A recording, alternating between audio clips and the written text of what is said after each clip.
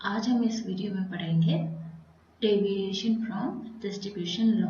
जो last class में हमने डिस्ट्रीब्यूशन लॉ पढ़ा है, अब हम यहाँ पे देखेंगे कि उस डिस्ट्रीब्यूशन लॉ से किस तरह से विचलन प्रदर्शित होता है। ठीक है, तो यहाँ पे डेविएशन फ्रॉम डिस्ट्रीब्यूशन लॉ में सबसे पहले जो हम पढ़ रहे हैं वो हम पढ़ेंगे यहाँ पे association of solute in one of the solvent. ये जो डेविएशन होता है उसका पहला रीजन क्या है, वो है कि जो आपका सॉल्यूट है वो सॉल्यूट जब सॉल्वेंट में घोला जाता है उस टाइम पे वो सॉल्यूट आपस में एसोसिएट होकर डाइमर ट्राइमर कुछ भी बना लेते हैं, जिस वजह से वहां पे क्या होता है, जो डिस्ट्रीब्यूशन लॉ होता है जिनमें वहां से डेविएशन शो करता है वो सॉल्वेंट्स, वो सिस्टम। ओके, अब देखते हैं किस तरह से ये सिस्टम होता है। सबसे पहले तो हमारे पास जो है दो फेज होंगी, ऑब्वियस सी बात है, दो सॉल्वेंट होंगे तो इमिसिबल होंगे, तो फेज वन और फेज टू की तरह कंसिडर की जाएगी। तो फेज वन है, फेज वन में जो कंसंट्रेशन है वो है हमारी C1 और फेज टू में जो कंसंट्रेशन है वो है हमारी C2। किसकी कंसंट्रेशन? सॉल्यूट की कंसंट्रेशन, राइट। ओके, चलो अब यहाँ पे हम कह रहे हैं कि फेज वन तो चलो नॉर्मल है, ये क्या है, एक्स हमारा लास्ट क्लास में जैसे हमने पढ़ा है कि एक्स हमारा यहाँ पे कोई सॉल्यूट है, उसका मॉलिक्यूलर फॉर्मूला है या फिर उसका मॉलिक्यूलर स्टेट, तो वो ओके, तो वो तो एक्स है, फेज वन में जो होना चाहिए वो है। बट क्या होता है जब फेज टू होता है, जो दूसरा फेज है, यानी कि मान लो कि ये, मान लो मैंने एक एग्जांपल देके आपको बताती हूँ कि ये मान लो एक बेंजोइक एसिड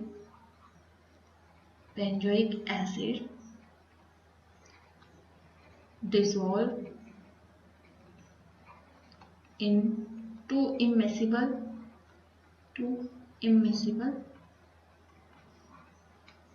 लिक्विड्स, और वो टू इमिसिबल लिक्विड्स मान लो कौन है, एक H2O है और दूसरा मान लो कि यहाँ पे बेंजीन मान लो, ठीक है। तो immiscible liquid in H2O and benzene, right. तो अब ये जो बेंजोइक एसिड है ना, ये बेंजोइक एसिड मान लो कि इस तरह से सेपरेटिंग फनल है, ठीक है। और लास्ट क्लास में मैंने बताया था आपको, ये मान लो कि नीचे वाली लेयर H2O की है, ऊपर वाली मान लो बेंजीन की है, ठीक है। ओके, ये सेपरेटिंग फनल है, फाइन। अब यहाँ पे जैसे ही आप क्या करेंगे, इस सेपरेटिंग फनल में बेंजोइक एसिड ऐड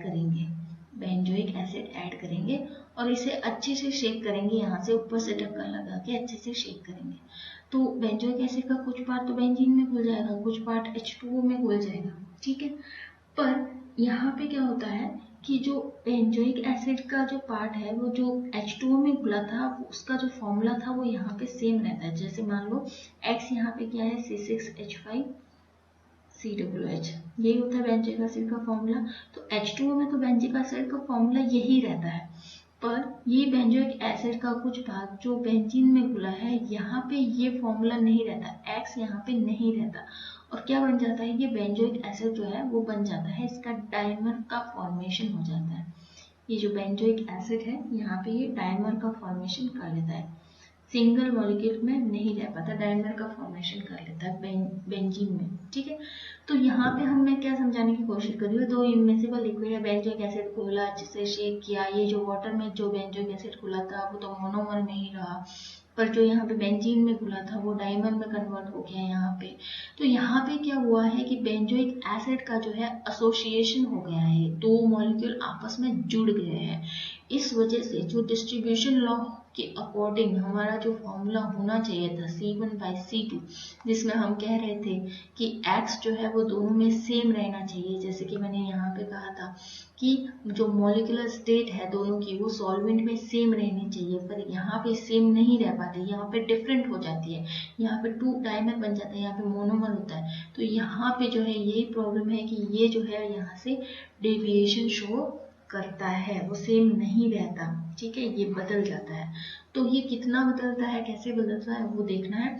समझ में आ गया, एसोसिएशन की वजह से यहाँ पे डेविएशन होगा, ये x नहीं रह पाएगा, राइट। तो ये एसोसिएशन होता है, किस तरह से होता है आगे से देखते हैं हम यहाँ पे। तो हम यहाँ पे बात कर रहे हैं फेज टू की, ठीक है, क्योंकि फेज वन में तो x ही रहता है, ये जो फेज वन है हमारी H2O वाली, यहाँ तो x ही रहता है, ये हमारी क्या है, ये हमारी है फेज वन। यहाँ पे तो इसका फॉर्मूला x ही रहेगा। ये है हमारी फेज 2, यहाँ पे जो है वो एसोसिएशन हो जाएगा।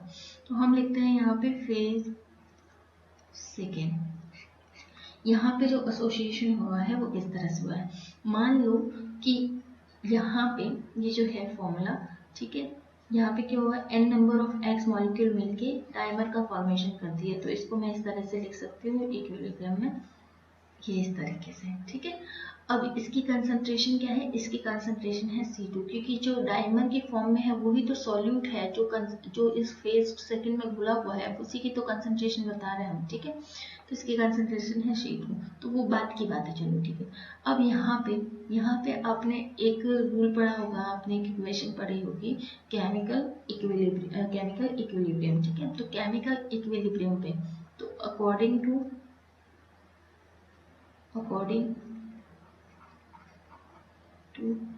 chemical equilibrium law, according to chemical equilibrium, ठीक है। क्या होता है, पढ़ा है, यहाँ पे इक्विलिब्रियम में है, ये मान लो कि यहाँ पे इक्विलिब्रियम कांस्टेंट है कि हमारा, ठीक है। यहाँ पे जो है प्रोडक्ट अपॉन रिएक्टेंट होता है, ये प्रोडक्ट, इसकी क्या है, स्टोइकियोमेट्री है, जो इसके पावर में लग जाएगी कंसंट्रेशन के, और ये हमारा डाइमर, ठीक है। तो ये इस तरह से इक्विलिब्रियम के अनुसार, केमिकल इक्विलिब्रियम के अनुसार जो केमिकल इक्विलिब्रियम कांस्टेंट होता है उसको हम इस तरह से लिखते हैं, ठीक है। आगे इसको सॉल्व करते हुए, आगे इसको सॉल्व करेंगे तो देखो ये हमने फाइनल निकाला था k is equal to x की power n by x n according to chemical equilibrium. Okay, आगे सॉल्व करते हैं इसको, बराबर के इस साइड ले जाएंगे इसको, ठीक है। तो ये है के एक्स एन, ओके। पावर में क्या है, n, तो पावर जब इधर जाएगा तो इसके रूट में लग जाएगा ये, ओके, ये इसके रूट में लग जाएगा के एक्स एन, राइट। अगेन ये इसके साथ मल्टीप्लिकेशन में आएगा कांस्टेंट के साथ, और इसके साथ भी आएगा, ठीक है, मल्टीप्लिकेशन में आएगा n एक्स एन। क्यों लिखा है, क्योंकि ये कांस्टेंट है तो इसको कांस्टेंट बताना तो पड़ेगा हमें, ठीक है। तो ये कांस्टेंट, ये पूरी जो टर्म है वो क्या है, कांस्टेंट है, और ये हो गया हमारा n एक्स एन, ठीक है। अब मैंने जो यहाँ पे बताया था आपको कि क्या है, ये डाइमर ही तो है जो फेज 2 में घुला हुआ है, और ये जो फेज 2 की कंसंट्रेशन है वो C2 है। तो यहाँ पे हम लिखेंगे इसको कि ये जो xn है ये कंसंट्रेशन है, xn की कंसंट्रेशन किसके बराबर है, C2 के बराबर है। यानी कि मैं यहाँ पे कहूँ तो xn किसके बराबर है, C2 के बराबर है। तो यहाँ पे लिख सकते हैं आप कांस्टेंट n C2, ठीक है। ये हमने लिख लिया इतना, ओके। अब हमें क्या देखना है, अब हमें देखना है कि हमें तो क्या करना है, डेविएशन शो करना है कि कितना हुआ है। तो हमारा तो फॉर्मूला तो ये था, ओके। और यहाँ पे इसके अकॉर्डिंग तो क्या था, यहाँ पे C1 में तो हमारा केस था कि x ही आएगा, और ये C2 यहाँ पे बदल जाता है, C2 में भी यहाँ पे x ही आना था, तो यहाँ पे तो x रहता है, पर यहाँ पे जो x की टर्म है, C2 के लिए जो x की टर्म है वो क्या है, ये फेज 2 की ही बात हो रही है सारी, हमने फेज 2 स्टार्ट किया था, उसी के लिए x की वैल्यू निकाली है। ये देखो फेज 2 के लिए ही तो हमने x की वैल्यू निकाली है, ठीक है। तो यहाँ से हमने फेज 2 के लिए x की वैल्यू शुरू की थी, ये हमारे आगे फेज 2 के लिए x की वैल्यू यहाँ पे, ओके। तो अब हम यहाँ पे क्या करेंगे, अब हम यहाँ पे पुट कर देंगे। तो यहाँ पे हम पुट करेंगे, मान लो कि ये C1 C2 था, C1 के लिए तो x की वैल्यू यही थी x, C2 के लिए क्या आई है, constant dot n root C2 is equal to k, ठीक है। अब इसको भी मैं क्या लिख सकती हूँ, अगर मैंने इसको C2 की टर्म में लिखा है तो इसको भी कंसंट्रेशन की टर्म में मैं लिखना चाहूँ तो मैं लिख सकती हूँ यहाँ पे C1, ये जो पहले लिख लेते हैं कांस्टेंट n C2, राइट। अब इसको और किस तरीके से लिख सकते हैं हम, यहाँ पे मैं इसको थोड़ा सा इसको सेपरेट करके लिखती हूँ। ये मान लो ये है, अब ये क्या है, ये कांस्टेंट है। अब ये बराबर के इस साइड जाएगा तो ये इसके के मल्टीप्लिकेशन में आ जाएगा। के क्या है, के खुद कांस्टेंट है, तो कांस्टेंट इंटू कांस्टेंट क्या हो जाएगा, कांस्टेंट हो जाएगा। तो यहाँ पे क्या आएगा, k is equal to C1 by NC2, C1 by NC2। तो ये हुआ हमारा फाइनल फॉर्मूला डेविएशन के लिए, ये हुआ हमारा फाइनल फॉर्मूला डेविएशन के लिए। तो होना तो क्या चाहिए था, according to distribution law C1 by C2 is equal to k। हो क्या गया है, k is equal to C1 by n root C2। ठीक है, किस वजह से हुआ है, वजह ये है हमारी कि यहाँ पे बेंजोइक एसिड का क्या हो गया है, फेज 2 में एसोसिएशन हो गया है, दो मॉलिक्यूल मिलके उसने एक मॉलिक्यूल बना दिया। ठीक है, तो यहाँ पे एसोसिएशन की वजह से डेविएशन शो हो रहा है। ठीक है, अब पढ़ते हैं हम दूसरा रीजन कि जो डेविएशन है उसका दूसरा रीजन क्या है। ओके, दूसरा रीजन है यहाँ पे dissociation of solute in one of the solvent. इससे पहले हमने क्या पढ़ा है, इससे पहले हमने पढ़ा है association of solute in one of the solvent. अब पढ़ रहे हैं हम dissociation of solute in one of the solvent. ठीक है, तो सिंपल सी बात है, किसी एक फेज में या किसी एक सॉल्वेंट में सॉल्यूट जो है वो दो स्पीशीज में टूट जाता है। ओके, उस वजह से क्या होता है, वहाँ पे डिस्ट्रीब्यूशन लॉ से डेविएशन शो होता है। तो बेसिक सा पिक्टोरियल भी अगर मैं देना चाहूँ तो मैं इस तरह से इसको शो करूँगी। ठीक है, ये यहाँ पे है आपका फेज 1, फेज 1। यहाँ पे कोई एसोसिएशन डिसोसिएशन नहीं होता, हुआ नहीं है, मतलब ये है आपका फेज 2। ठीक है, अब जो फेज 1 है उसकी कंसंट्रेशन मान लो कि C1 है और फेज 2 की कंसंट्रेशन यहाँ पे क्या है, C2 है। ठीक है, अकॉर्डिंग टू डिस्ट्रीब्यूशन लॉ ये होना चाहिए था, बट क्योंकि यहाँ पे किसी एक फेज में, मान लो कि वो फेज मैंने चूज की है फेज 2, फेज 2 में यहाँ पे क्या हो जाता है, dissociation of solute, dissociation of solute. ये जो सॉल्यूट घुला है, सॉल्यूट का ये फॉर्मूला है, जो सॉल्यूट घुला है, ये फॉर्मूला का क्या हो जाता है, यहाँ पे फेज 2 में डिसोसिएशन हो जाता है, फॉर्मूला टूट जाता है। ठीक है, जैसे कि ये x जो है टूट जाता है a प्लस b में। क्लियर, तो यहाँ पे डिसोसिएशन हो गया, a यहाँ पे क्या है, डिसोसिएशन यहाँ पे कांस्टेंट है। ओके, तो a यहाँ पे डिसोसिएट x जो है डिसोसिएट हुआ है a और b में, जिसका डिसोसिएशन कांस्टेंट है a। मान लो कि x पूरा 1 था, पर डिसोसिएट होने के बाद ये कितना बचा है, अब 1 माइनस a। स्टार्टिंग में क्या था, x पूरा 1 के बराबर था, पर कुछ पार्ट जो है फेज 2 में डिसोसिएट हो गया और उसने बना लिया a प्लस बी। तो ये जो पार्ट था जो डिसोसिएट हुआ है, इसमें से मैंने टोटल में से ये माइनस कर दूं, तो अब जो बचेगा वही क्या होगा, इस फेज 2 की कंसंट्रेशन का हिस्सा। तो टोटल कंसंट्रेशन ये थी। ठीक है, टोटल कंसंट्रेशन क्या होगी फेज 2 में, C2 1 माइनस a। ओके, इसी तरीके से ये C2। क्लियर, तो अब यहाँ पे सिंपल सा अगर मैं एक्सप्लेन करूँ तो ये जो x है इसकी कंसंट्रेशन यहाँ पे होती है 1 माइनस a। क्लियर, ये a प्लस b में डिसोसिएट हो जाता है और ये आता है C2a, ये आता है C2a। क्लियर, ठीक है। अब चलो, तो सिंपल सी बात है, यहाँ पे अकॉर्डिंग टू डिस्ट्रीब्यूशन लॉ हमारा जो फॉर्मूला होना चाहिए वो क्या होना चाहिए, C1 बाय C2 होना चाहिए। ठीक है, x होना चाहिए यहाँ पे, जो कि नहीं है यहाँ पे। ओके, तो अब कंसंट्रेशन की बात करूँ तो फर्स्ट में तो कंसंट्रेशन क्या रहती है, C1 ही रहती है, पर सेकंड की जो कंसंट्रेशन है वो क्या रहती है, C2 1 माइनस a। ये कंसंट्रेशन रह जाती है, बहुत ही इजी है ये तो। ठीक है, तो ये जो है हमारा फाइनल फॉर्मूला होता है डिस्ट्रीब्यूशन लॉ का यहाँ पे। तो सिंपल सी बात है, यहाँ पे डिस्ट्रीब्यूशन लॉ को ये फॉलो नहीं करता है। क्यों नहीं करता है, क्योंकि यहाँ पे x का जो है वो डिसोसिएशन हो गया है a प्लस बी में, जिस वजह से इसकी टोटल कंसंट्रेशन C2 ना होकर के C2 cos 1 माइनस ए है, राइट। तो ये शो करता है डेविएशन, ठीक है, deviation from distribution law due to dissociation of solute in one of the solvent phase 2, right.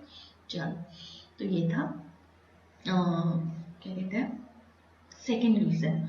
Last जो इसका रीजन है कि लास्ट रीजन क्या है यहाँ पे, जो थर्ड रीजन है हमारा डेविएशन का, ठीक है। थर्ड रीजन है solute enters into chemical combination with one of the solvent. Solute enters into chemical combination in one of the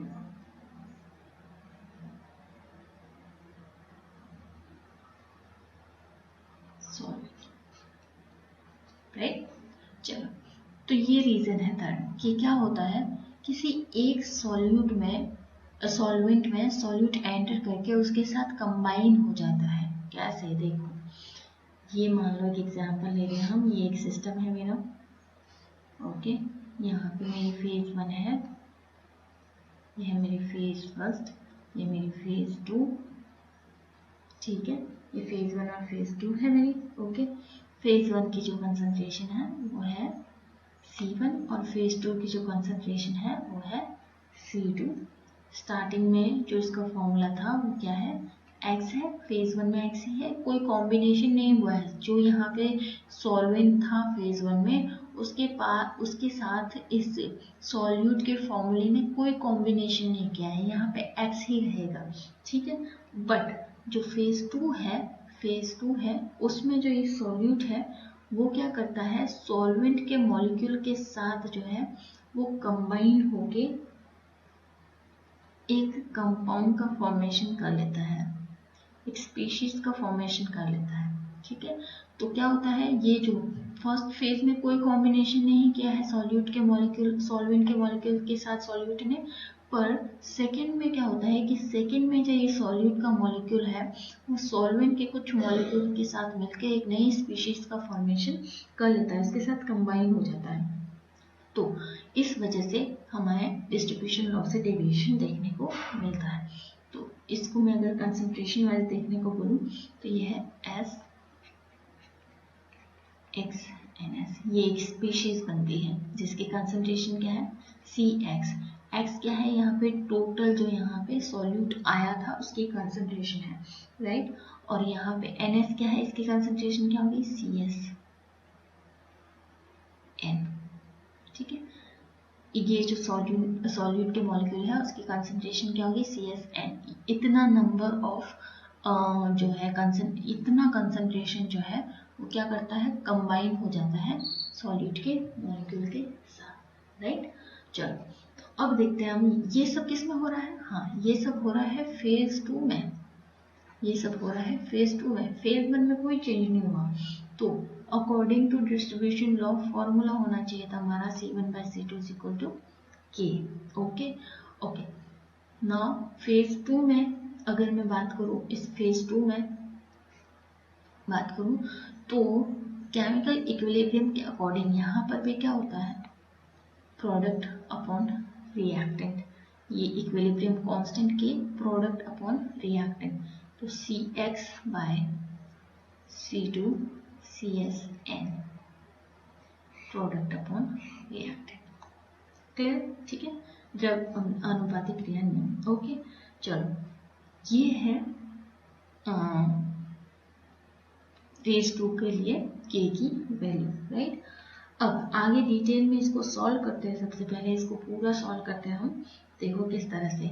अब यहाँ पे देखो एक और चीज़ है कि ये जो सॉल्यूट के मॉलिक्यूल है ना जो कंबाइन हो रहे हैं, इनके कंबाइन होने की वजह से सॉल्वेंट की कंसंट्रेशन पे कोई इफेक्ट नहीं पड़ता, ये जो सॉल्यूट के मॉलिक्यूल है, ये जो सॉल्वेंट से सॉल्वेंट के ये जो मॉलिक्यूल है, इनकी जो इतनी कंसंट्रेशन जो कंबाइन हो रही है, इससे कोई फर्क नहीं पड़ता है सॉल्वेंट पे, क्योंकि सॉल्वेंट जो है ऑलरेडी बहुत ही ज़्यादा मात्रा में है।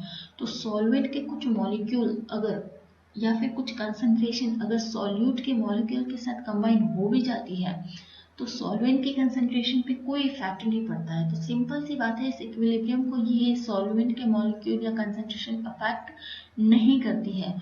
ड्यूरिंग द प्रोसेस क्या रहता है, सॉल्वेंट की कंसंट्रेशन में चेंज जो है वो न के बराबर होता है, उसे हम नेग्लेक्ट कर सकते हैं। तो यहाँ पे हम सॉल्वेंट की कंसंट्रेशन में चेंज को कंसिडर ही नहीं करते हैं, ठीक है।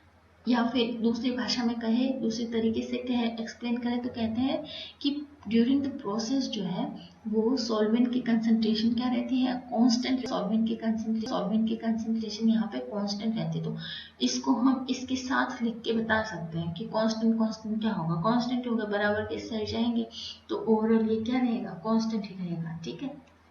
पर अलग तरीके से एक्सप्लेन करने के लिए मैं इसको K1 कह देती हूँ, okay.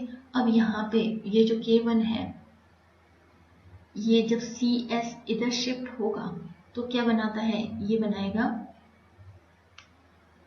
CX/C2 is equal to K1 into CSN, okay. ये कंबाइन, ये कांस्टेंट ही है, ठीक है। तो ये भी क्या है, कांस्टेंट। दोनों कांस्टेंट मिलके एक नया कांस्टेंट बनाते हैं जिसे हम कहते हैं K2, राइट। अब क्या करना है, आगे और सॉल्व करना है। हम क्या करते हैं, दोनों तरफ ही इसे मैं 1 ऐड कर देते हैं, दोनों तरफ ही क्या कर देते हैं, हम 1 ऐड कर देते हैं। अब इसको सॉल्व करेंगे हम एलसीएम लेके, तो ये हमारे पास क्या आएगा, C2 plus CX is equal to, इसको इस तरह से भी लिखें हम, ठीक है। ये हमारे पास आ गया है फॉर्मूला, राइट। अब क्या करना है, देखो ये हमारे पास एक इक्वेशन आई है और दूसरी इक्वेशन है ये। तो मैं अगर इसे नाम दे दूँ इक्वेशन 1 और 2, ये है मेरी इक्वेशन 1 और ये है मेरी इक्वेशन 2, ठीक है। तो अब मैं क्या करूँ, इक्वेशन 1 में इक्वेशन 2 का भाग दे दूँ, या फिर कहें कि इक्वेशन 1 को मैं डिवाइड कर दूँ किससे, इक्वेशन 2 से। डिवाइड इक्वेशन 1 बाय इक्वेशन 2, ठीक है। तो डिवाइड करने पर क्या होगा, देखो जैसे ही आप डिवाइड करेंगे, ये मान लो कि इक्वेशन 1 लिखी मैंने, अब आपने क्या किया, इसको डिवाइड किया है किससे, इक्वेशन 2 से।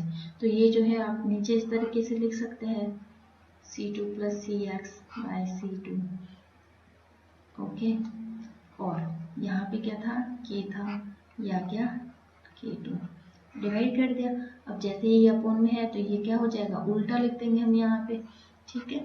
ये C2 इंटू कहाँ चला गया, C2 ऊपर चला गया, ये C2 by C2 plus CX is equal to, ये हो गया मेरा K by 1 plus K2, okay. और ये हो गया मेरा K2 से K2 कैंसिल, तो आया क्या, C1 by C2 plus CX is equal to K by 1 plus K2, ठीक है। अब इसको जो है हम लिख सकते हैं, इस पूरी इक्वेशन को हम लिख सकते हैं, नया यहाँ पे एक कांस्टेंट जनरेट होगा, वो लिख सकते हैं हम C1 by C2 plus CX is equal to K3, यानी कि ये जो पूरा आया है ना, ये क्या है, कांस्टेंट ही तो है। ओवरऑल K1 भी यहाँ पे कांस्टेंट है, प्लस 1 भी यहाँ पे कांस्टेंट ही है, और प्लस K2, तो ओवरऑल ये क्या है, कांस्टेंट ही है। तो हम यहाँ पे ओवरऑल इसको क्या लिख देंगे, यहाँ पे हम लिख देंगे इसको K3, यहाँ पे लिख देंगे K3, और K3 यहाँ पे किसके बराबर है, K3 यहाँ पे बराबर है K1 प्लस K2 के, क्लियर, ओके। तो इस तरीके से हमें ये मिलता है इक्वेशन, और यहाँ पे हम कहेंगे कि यहाँ पे डेविएशन शो होता है, किस वजह से, जब क्या होता है कि मॉलिक्यूल, सॉल्यूट का जो मॉलिक्यूल है वो कंबाइन हो जाता है सॉल्वेंट के मॉलिक्यूल के साथ, जो एक नई स्पीशीज का फॉर्मेशन करता है। उस वजह से फेज 2 की कंसंट्रेशन में जिस तरह से चेंज आता है, और उस चेंज की वजह से जो डेविएशन जो डिस्ट्रीब्यूशन लॉ था C1/C2/K वो बदल कर क्या हो जाता है C1/C2 plus x, C1/C2 plus x is equal to K3। होना क्या चाहिए था C1/C2 is equal to K, और हो क्या गया C1/C2 plus KX is equal to K3। तो इस तरह से इतना डेविएशन यहाँ पे देखने को मिलता है। किस वजह से कॉम्बिनेशन हो जाने की वजह से, सॉल्यूट जो है वो सॉल्वेंट के मॉलिक्यूल से कंबाइन कर जाता है उस वजह से। ठीक है, तो ये था आपका तीनों रीजन कि डिस्ट्रीब्यूशन लॉ से किस तरह से डेविएशन होता है। नेक्स्ट क्लास में हम जो है वो लिमिटेशंस ऑफ डिस्ट्रीब्यूशन लॉ पढ़ेंगे। Okay, thank you.